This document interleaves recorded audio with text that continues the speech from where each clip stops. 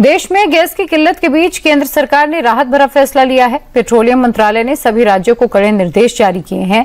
23 मार्च से राज्यों का गैस आवंटन 20% बढ़ा दिया जाएगा।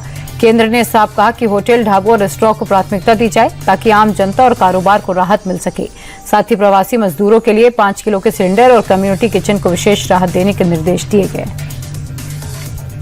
मिडिल ईस्ट में जारी जंग के बीच पीएम मोदी ने ईरान के राष्ट्रपति मसूद पेजेश्कियान से फोन पर बात की। उन्होंने ईद और नौरोजा की शुभकामनाएं दी।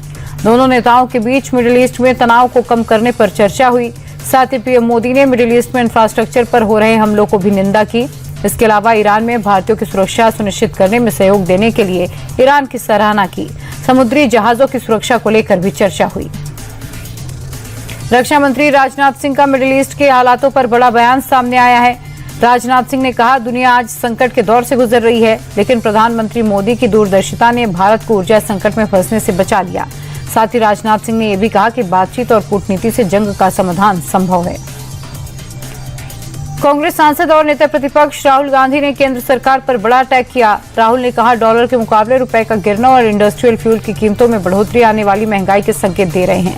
राहुल ने कहा कि चुनाव के बाद सरकार पेट्रोल, डीजल और एलपीजी की कीमतों में इजाफा करेगी, जिसका सीधा असर हर परिवार पर पड़ना तय है। अब सवाल यह है कि आम आदमी की थाली में क्या बचेगा। मुंबई में गहराते गैस संकट की मार अब 100 साल पुराने प्रतिष्ठित रेस्टोरेंट पर भी पड़ गई। गिरगांव इलाके के मशहूर पंचशिखर रेस्टोरेंट पर जो 1921 से स्वाद परोस रहा है, आज इंडक्शन पर खाना बनाने के लिए मजबूर है। बीते 10 दिनों से एलपीजी न मिलने के कारण मिठाइयों के रैक खाली पड़े हैं। व्यापार ठप होने की कगार पर है। मालिक जितेंद्र पंचशिखर का कहना है कि मौजूदा स्थिति में मिठाई बनाना नामुमकिन हो गया। गैस संकट के बीच यूपी के आगरा में सिलेंडर्स की कालाबाजारी और अवैध रिफिलिंग के खिलाफ प्रशासन ने बड़ी कार्रवाई की। पुलिस और आपूर्ति विभाग की टीम ने छापा मारकर अवैध गोदाम से 130 गैस सिलेंडर जब्त किए, जिनमें से 3 बड़े और 2 छोटे सिलेंडर्स भरे थे। पुलिस ने सिलेंडर जमाखोरी करने पर मालिक के खिलाफ एफआईआर दर्ज कर ली है। आगे की कार्रवाई शुरू कर दी। मिडिल ईस्ट में तनाव एक बार फिर चरम पर है। ईरान के नातांज परमाणु केंद्र पर भीषण हमला हुआ। अमेरिका इजरायल ने साइट पर जबरदस्त बमबारी की, जिससे पूरे इलाके में हड़कंप मच गया। हमले की तीव्रता इतनी अधिक थी कि इसकी गूंज दूरदराज के इलाकों तक सुनाई दी। ईरान ने भी हमले की पुष्टि करते हुए इंटरनेशनल एटॉमिक एनर्जी एजेंसी को बताया कि नातांज न्यूक्लियर साइट पर अटैक हुआ, लेकिन ऑफ साइट रेडिएशन लेवल में बढ़ोतरी नहीं हुई। ईरान ने एक बार फिर इजरायल की राजधानी तेल अवीव के दक्षिणी इलाकों में बड़ा अटैक किया। ईरान ने क्लस्टर वॉरहेड से अटैक किया है। इस हमले में कई इमारतों को तबाह होने की खबर है। साथ ही आईआरजीसी ने दावा किया कि सेंट्रल ईरान में इजरायल के तीसरे F-16 फाइटर जेट को मार गिराया। उधर इजरायल के रक्षा मंत्री ने भी धमकी देते हुए कहा, आने वाले हफ्ते में ईरान पर हमले और तेज होंगे। ईरान जंग के बीच स्ट्रेट ऑफ होर्मुज को लेकर बड़ी खबर आई। 22 देश स्ट्रेट ऑफ होर्मुज की सुरक्षा के लिए साथ आ गए। यूएई, बहरीन, यूरोपीय सहयोगियों समेत 22 देश जहाजों की सुरक्षा सुनिश्चित करने के लिए एकजुट हैं। इन देशों ने कहा कि स्ट्रेट ऑफ होर्मुज बंद होने से दुनिया के तमाम हिस्सों पर इसका असर पड़ रहा है। इंटरनेशनल शिपिंग रूट कामे ईरान अड़ंगा पूरे विश्व को ऊर्जा संकट को धकेल रहा है। मिडिल ईस्ट में जारी जंग के बीच भारत के लिए अच्छी खबर है। भारत के 2 और शिप स्ट्रेट ऑफ होर्मुज पार करने वाले हैं। ईरान ने भारत के 2 और शिप को परमिशन दे दी है। इन दोनों जहाजों से एलपीजी गैस लाई जाएगी। इससे पहले होर्मुज से पार कर भारत के 3 जहाज आ चुके हैं। एक शिप में एलपीजी गैस और 2 जहाजों में क्रूड ऑयल लाया गया था। ईरान ने 4000 किलोमीटर दूर हिंद महासागर में अमेरिका और ब्रिटेन के ज्वाइंट मिलिट्री बेस पर अटैक किया। अमेरिका और ब्रिटेन के डिएगो गार्सिया बेस को मिसाइल को टारगेट किया गया। इस हमले में 2 इंटरमीडिएट रेंज बैलिस्टिक मिसाइलें दागी। हालांकि यह हमला अपने टारगेट तक नहीं पहुंच पाया। अमेरिकी अधिकारियों के हवाले से बताया गया कि एक मिसाइल उड़ान के पहले ही फेल हो गई, जबकि दूसरी मिसाइल को रोकने के लिए अमेरिकी युद्धपोत ने SM-3 इंटरसेप्ट दागा। अमेरिका इजरायल के साथ जंग के बीच ईरान के पूर्व कमांडर इन चीफ ने बड़ा दावा किया। ईरान के पूर्व कमांडर इन चीफ ने कहा कि हमें रूस और चीन से खुफिया जानकारी मिलती है। रूस और चीन सैटेलाइट से गतिविधियों पर लगातार नजर रख रहे हैं। दोनों देश यूएस और यूरोप से उड़ने वाले विमान की रिपोर्ट हमें देते हैं। असम विधानसभा चुनाव के लिए बीजेपी ने 2 और उम्मीदवारों के नामों का ऐलान कर दिया है। दलगांव से कृष्णा साहा और सिसिबर गांव से जीवन गोगोई को उम्मीदवार बनाया गया। केरलम चुनाव के लिए भी बीजेपी ने 11 उम्मीदवारों की एक और सूची जारी की।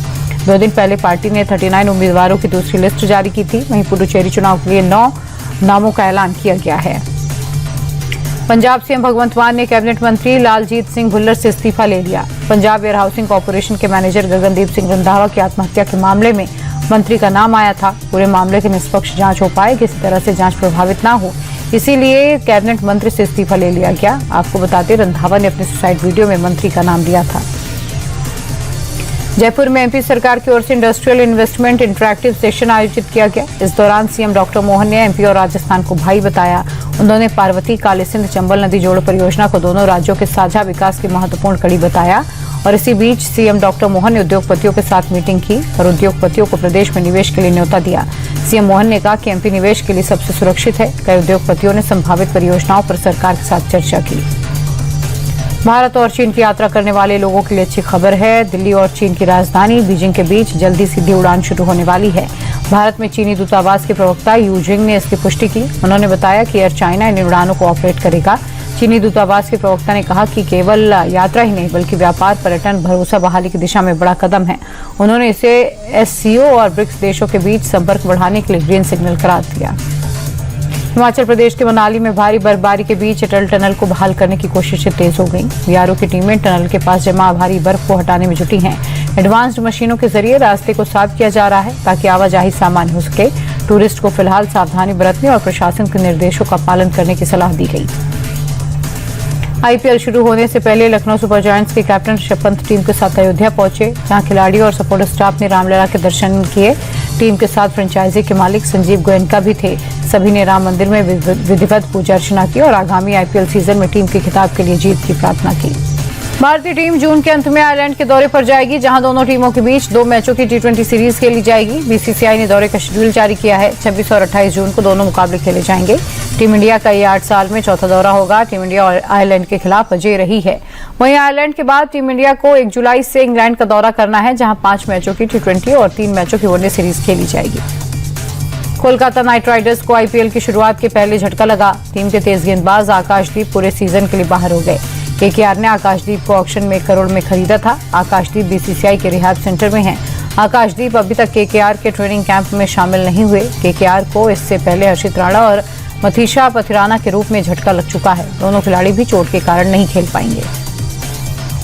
आईपीएल 2026 की शुरुआत 28 मार्च से होगी। डिफेंडिंग चैंपियन आरसीबी अपना पहला मैच बेंगलुरु में खेलेगी।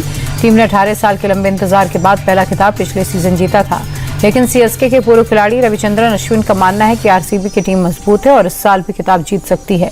अश्विन ने कहा, आरसीबी टीम अगले 2 साल में एक और खिताब जोड़ सकती है। टीम के पास कॉम्बिनेशन बैटिंग बॉलिंग कमाल की है। भारत को 2011 वर्ल्ड कप जिताने वाले कोच गैरी कस्टर ने पाकिस्तान क्रिकेट बोर्ड पर बड़ा बयान दिया। गैरी ने कहा कि पाकिस्तान टीम के साथ काम करते हुए बाहरी दखल और शोर रहा। पूरे करियर में कभी ऐसा नहीं दिखाई दिया। बाहरी दखल के साथ योजना बनाना और सही माहौल तैयार करना मुश्किल हो जाता है और ऐसे में खराब प्रदर्शन होने पर सबसे आसान कोच को टारगेट करना है। गैरी अप्रैल 2024 से 2 साल के लिए पाकिस्तान के हेड कोच रहे हैं। एशिया कप की तर्ज पर यूरो नेशंस कप की शुरुआत होने जा रही है, जिसमें England, Ireland, Scotland, Italy, Netherlands जैसी टीमें हिस्सा लेंगी। क्रिकेट आयरलैंड के चेयरमैन ब्रायन मैकनीज ने कहा कि 2027 तक टूर्नामेंट की शुरुआत हो जाएगी। टूर्नामेंट में पुरुष और महिला दोनों ही कैटेगरी में होगा। ब्रायन ने बताया कि अलग अलग लोगों के साथ इस पर चर्चा हो रही है और इसके फॉर्मेट और बाकी जानकारियां आने वाले समय में दी जाएंगी। पुर्तगाल के star footballer Cristiano Ronaldo world cup से पहले चोटिल हो गए। रोनाल्डो मैक्सिको और अमेरिका के खिलाफ world cup pre friendly match भी नहीं खेल पाएंगे। हालांकि पुर्तगाल के कोच का कहना है रोनाल्डो की चोट गंभीर नहीं है। वर्ल्ड कप से पहले रोनाल्डो फिट हो जाएंगे। उनकी जगह टीम में पक्की है। फीफा वर्ल्ड कप 2026 का आयोजन 11 जून से 19 जुलाई तक अमेरिका, मैक्सिको और कनाडा में होगा। उत्तराखंड की धामी सरकार के 4 साल पूरे होने पर हल्द्वानी में कार्यक्रम का आयोजन हुआ। कार्यक्रम में रक्षा मंत्री राजनाथ सिंह भी शामिल हुए। राजनाथ ने सीएम धामी के कामकाज की तारीफ करते हुए उन्हें धुरंधर धामी बताया। राजनाथ ने कहा कि धामी ने राज्य के विकास के लिए बहुत शानदार काम किया है। विधाकर धामी के साथ साथ धुरंधर धामी भी हैं। दिल्ली के सीएम रेखा गुप्ता ने आज पीएम मोदी से मुलाकात की। ये एक शिष्टाचार मुलाकात थी। इस दौरान सीएम रेखा ने पीएम मोदी को दिल्ली में चल रही सरकारी योजनाओं के विस्तार से जानकारी दी। साथ ही दिल्ली में चल रहे विकास और निर्माण कार्यों को लेकर भी चर्चा की। मथुरा में फरसा वाले बाबा की मौत पर तनाव जारी है। दिल्ली आगरा हाईवे पर प्रदर्शनकारी और पुलिस के बीच जोरदार झड़प हो गई। पुलिस ने लाठीचार्ज कर प्रदर्शनकारियों को खदेड़ दिया। प्रदर्शनकारियों के पथराव में कई पुलिस वालों को चोट लगी। पुलिस के आला अधिकारी मौके पर पहुंचे, हालात को कंट्रोल करने की कोशिश की। गुस्साए लोगों ने हाईवे पर हनुमान चालीसा का पाठ किया। हालांकि डीआईजी का कहना है ये सड़क हादसा है, हत्या नहीं। अलीगढ़ में उस वक्त हड़कंप मच गया जब दो पक्ष आपस में भिड़ गए। बताया जा रहा है मामूली बात को लेकर दो पक्षों के बीच पथराव और मारपीट हो गई, जिसमें कई लोग जख्मी हो गए, जिन्हें अस्पताल में भर्ती किया गया। घटना का वीडियो सोशल मीडिया पर वायरल हो रहा है। वीडियो सामने आने के बाद पुलिस मामले की जांच में जुटी है।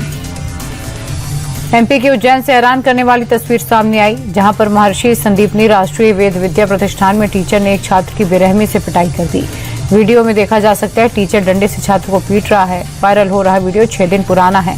हालांकि अभी तक ये नहीं है कि टीचर ने छात्र की पिटाई किस बात को लेकर की। मुंबई के कुरार इलाके में 4 लड़कियों से मारपीट का मामला सामने आया है। शिवसेना शिंदे गुट के नेता संजय निरुपम और पीड़ित का आरोप है कि मुस्लिम लड़कों ने मामूली विवाद के चलते मारपीट की। घटना के बाद से इलाके में तनाव है। संजय निरुपम कार्यकर्ताओं के साथ वारदात वाली जगह पहुंचे और विरोध जताते हुए हनुमान चालीसा का पाठ किया। पुलिस ने शिकायत दर्ज कर 2 महिलाओं और एक युवक को गिरफ्तार किया। ओडिशा की राजधानी भुवनेश्वर धमाकों से दहल उठी है। कलिंग नगर में एक गैस रिफिलिंग शॉप में एक के बाद एक 8 सिलेंडर फट गए। अचानक हुए इन धमाकों से पूरे इलाके में भगदड़ मच गई। आग की लपटों ने पास खड़े 2 स्कूटर्स को भी राख कर दिया। इस भीषण हादसे में 2 लोग गंभीर रूप से झुलस गए। सूचना मिलते ही फायर ब्रिगेड ने मौके पर पहुंचकर आग पर काबू पाया। शुरुआती जांच में लापरवाही को हादसे की वजह माना जा रहा है। कर्नाटक के तुमकुरू में समाज कल्याण विभाग के असिस्टेंट डायरेक्टर ने ऑफिस में ही फांसी लगाकर खुदकुशी कर ली। मरने से पहले अफसर ने एक वीडियो रिकॉर्ड किया, जिसमें मल्लिकार्जुन ने जॉइंट डायरेक्टर कृष्णप्पा पर प्रताड़ित करने का आरोप लगाया। वीडियो में उन्होंने कहा कि ईश्वर और कानून सजा जरूर देगा। कृष्णप्पा के खिलाफ मृतक के परिजनों ने शिकायत दर्ज कराई है, एक नोटिस भी जारी किया। बेंगलुरु की सड़कों पर आधी रात को रफ्तार का जानलेवा खेल दिखा। एमजी रोड पर लैम्बोर्गिनी से स्टंट करने वाले रईसजादे पर अब कानून का शिकंजा कस गया है। अनिल कुंबले सर्कल पर तेज रफ्तार कार को खतरनाक तरीके से ड्रिफ्ट करते हुए देखा गया, जिसके बाद ट्रैफिक पुलिस ने गाड़ी नंबर से मालिक की पहचान कर एफआईआर दर्ज की। पुलिस ये जांच कर रही है कि स्टंट के वक्त गाड़ी कौन चला रहा था।